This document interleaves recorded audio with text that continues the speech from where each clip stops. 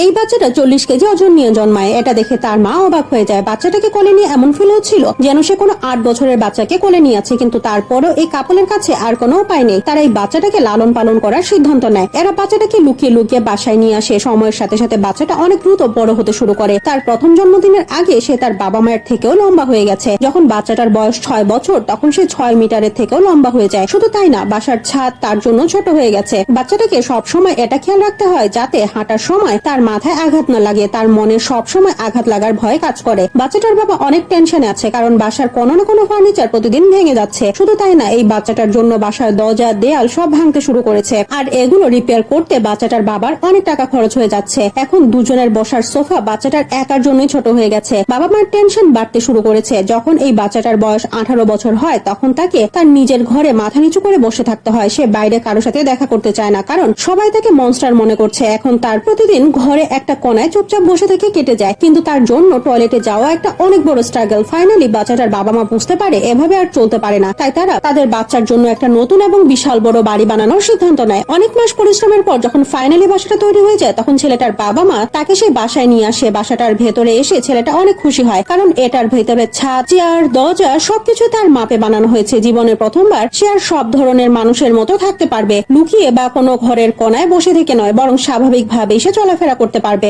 এখন সে তার বাসার ভেতরে স্বাধীনভাবে থাকতে পারবে।